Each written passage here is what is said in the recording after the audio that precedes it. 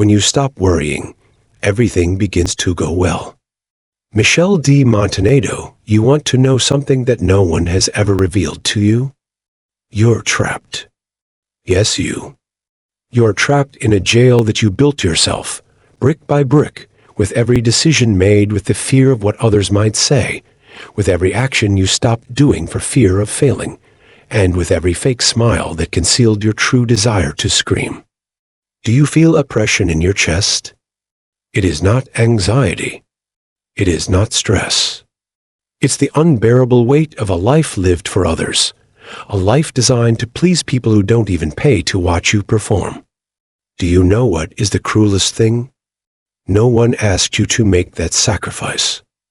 No one asked you to give up your freedom, essence, or authenticity.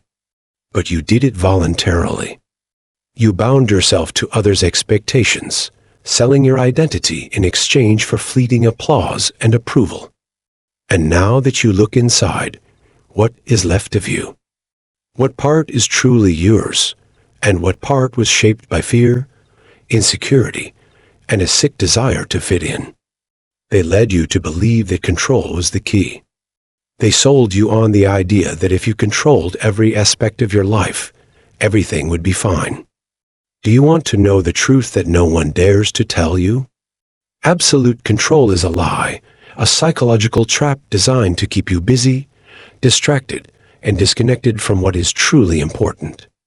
The more you obsess over having control, the more you fall into anxiety, silent desperation, and a life you never finish because you're always preparing for something that never comes. Have you ever wondered why you feel that inexplicable void despite seemingly having everything? It's because what you own isn't truly yours. Your success, relationships, and even your thoughts are tainted by a constant concern about how others will perceive them. And the more you seek external validation, the further you deviate from your center, from the true essence that you once recognized but now barely remember. Michel de Montaigne, from his silent tower in the 16th century, saw clearly what you refuse to accept today. That detachment is not indifference, but the sole path to true freedom. He understood that we are trapped not by external circumstances, but by our sick attempt to control the uncontrollable, our obsession with pleasing others, fitting in, and avoiding criticism at all costs. But what if I told you that the detachment you fear is actually the key that unlocks the door to your freedom? What if you dared to let go of that rope you hold so tightly, the one you believe will save you, but is slowly suffocating you? Because this is the paradox. The more you attempt to control, the less control you have. The more you try to please, the less authentic you become. And the more you resist change, the harder it hits you when it does come. The world does not and never will function under your control. Accepting this is not a sign of weakness. Rather, it represents wisdom. Life, in its chaos and unpredictability, necessitates something simple, yet terrifying. To let go. Let go of your need for approval, your fear of failure, and the false identity you created to shield yourself from others' criticism. Consider what would happen if you stopped worrying so much about other people's opinions. Who would you be without the constant fear? What would you do if you knew you'd never be judged? The person you see in your mind right now, the version of yourself who lives free of mental constraints, is who you truly are. But there's something darker, something deeper, behind this unsettling reality. And you're afraid of losing control because, deep down, you don't know who you are without those chains. You're afraid of discovering that your identity has become so diluted, so mixed with the outside world, that letting go of it all may result in nothing remaining. But here's the liberating and brutal truth that Montaigne spoke from his tower centuries ago. By letting go of what you are not, you can finally see who you are. The freedom you seek is just beyond the fear that currently paralyzes you. It's not in a self-help book, motivational advice, or mystical secret. It's here, right now, waiting for you to have the courage to face your life and say, "I don't need anyone's approval. I no longer have to control the unpredictable. I no longer need to be someone I am not." Now tell me, are you ready to let go? Or will you continue to cling to control, knowing that each passing day distances you from your true essence? This is only the beginning of a journey that you may not want to take, but desperately need. And the decision is entirely in your hands. Will you live in a golden cage that you built yourself? Or will you take the risk of venturing into the unknown, a freedom that may frighten you, but ultimately makes you feel alive? Welcome to the philosophy of detachment, the pursuit of inner freedom that will challenge everything you thought you knew about yourself. The path is unsettling, but I assure you that the only thing scarier than moving toward freedom is remaining exactly where you are. You've been convinced that achieving goals is the most important thing. But what if you discovered that most of those goals were never truly yours? You've spent your entire life striving to climb ladders built by others, never questioning whether you truly wanted to get there. What do you see now that you're so high up? Is it the panorama you imagined, or simply a distorted reflection of who someone else wanted you to be? We are obsessed with the concept of success, believing that achieving specific goals will bring us peace. But have you ever wondered what exactly success means? Most importantly, whose success? Perhaps you've already accomplished some of the goals that were supposed to make you happy. Studying the right thing, working where it is appropriate, and interacting with the right people. And yet, you have a sense that something is missing, that feeling, that uncomfortable truth that keeps you awake at night, is the voice you've ignored for far too long, your authentic essence demanding to be heard.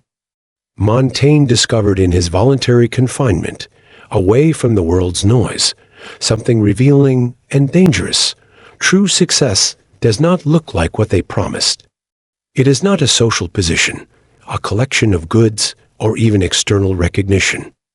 True success, which few dare to pursue, entails living in complete harmony with your own nature. However, in order to do so, you must first understand who you truly are, beyond the mask, expectations, and false version of yourself that you present to the world on a daily basis.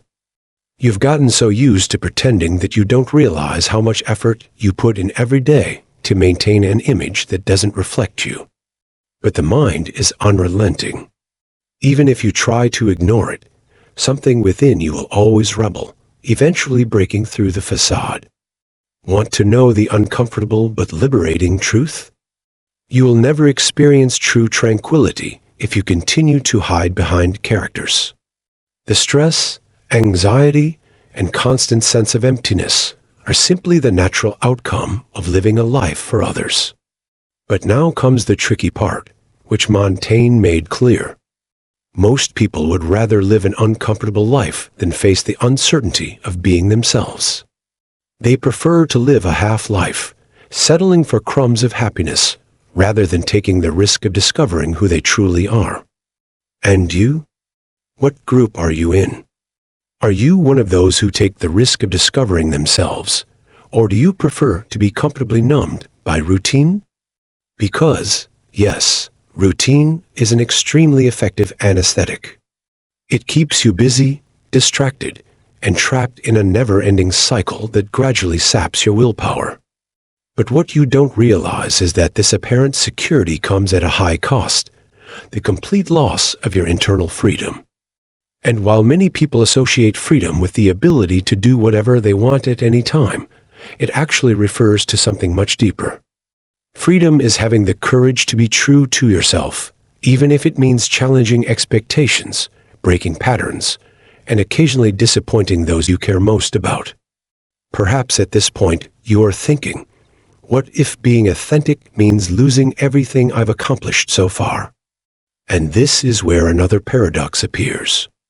If you have to pretend to keep what you have, it wasn't yours in the first place. True relationships, important projects, and achievements that should be preserved thrive in the presence of authenticity. On the contrary, only by being authentic can you determine what truly matters and what was simply taking up space.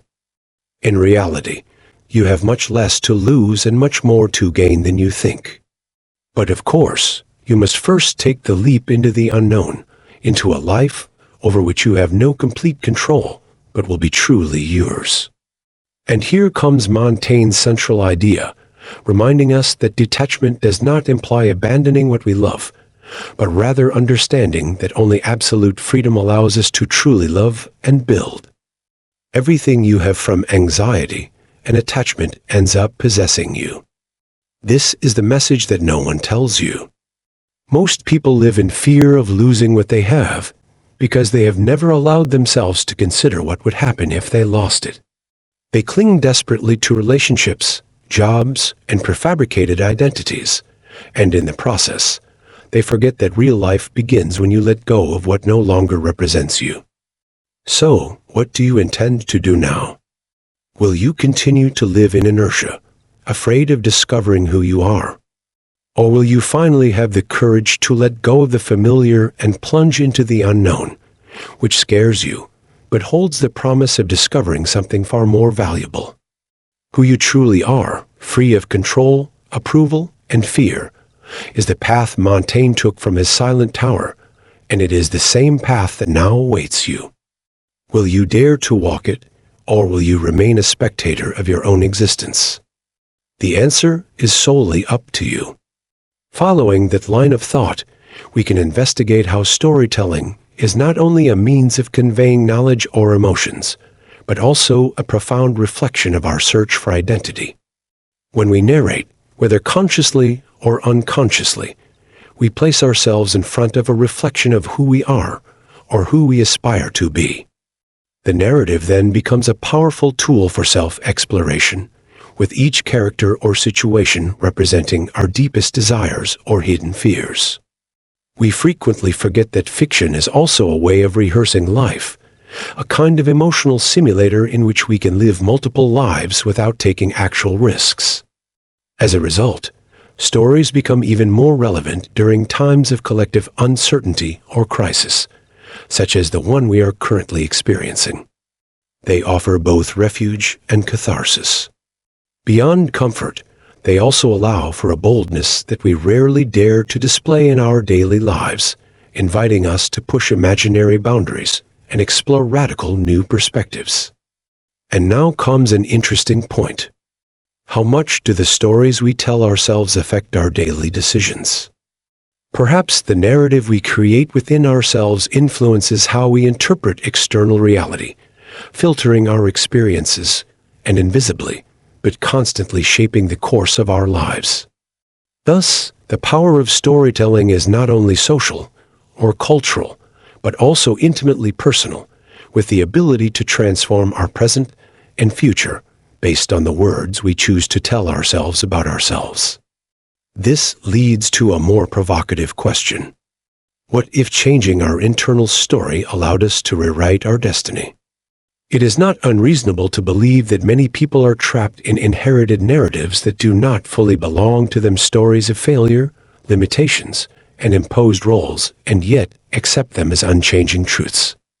In this sense, reclaiming one's own narrative can be a profoundly revolutionary act, rewriting ourselves not as victims, but as agents capable of resignifying the past and projecting different futures. Additionally, there is an intriguing phenomenon. The stories we tell influence not only how we behave, but also how others perceive us. A well-articulated narrative about who we believe we are can act as a self-fulfilling prophecy, influencing our relationships, opportunities, and how the world perceives us. As if the internal narrative were a silent script that we all unknowingly participate in. Thus, consciously crafting our personal story is more than just introspection. It is also a life strategy. On the other hand, we must consider the significance of contradiction in the personal narrative. We are not linear beings, and neither should our stories be. Accepting that a rich narrative contains dark zones, changes of course, contradictions, and ambiguities is to embrace the human in its entirety. Indeed, the best stories are those that leave us with unanswered questions, uncomfortable moments, and flashes of truth amid the confusion. The beauty of the narrated, and thus of life as a whole, lies in its imperfections. Perhaps the most poetic aspect is that we never stop rewriting ourselves. Every conversation, encounter, and even silence contributes to the narrative. We are perpetual writers of an unfinished text, sometimes aware, sometimes unaware, that every decision, no matter how minor, shapes a new version of our story. And if you've read this far, you might have already realized something significant. We are not supporting characters in a story written by others. We are authors in the middle of a creative process, and the most fascinating aspect is that there are no final drafts. Every day can be a new page, but it can also be a rewrite of previous ones. What appeared to be a sad chapter yesterday can now be read as a watershed moment leading up to rebirth. And that, perhaps, is the great alchemy of the human narrative, turning scars into symbols, mistakes into plot twists, and silences into tension. But be careful, because here comes the final twist. What if the true art of writing involved not knowing exactly what story we were telling? Because beauty can exist in the face of uncertainty. There is almost magical freedom in not knowing whether you are in a comedy, tragedy, or epic. Sometimes the most powerful stories are not those that end with a round of applause, but those that leave you wanting to keep writing, because it's not over. And now we've reached the end, despite the fact that endings are often disguised as beginnings. If any of this struck a chord with you, subscribe and turn on the notification bell to avoid missing the next chapter. And leave this phrase in the comments, and I'll rewrite my story. That way, I'll know you made it here and are a member of this community of conscious, curious, and courageous narrators. See you in the next episode, where you may not have the answers, but you will undoubtedly come up with better questions. Until then, close the book, but do not put it away, because the following paragraph could change everything.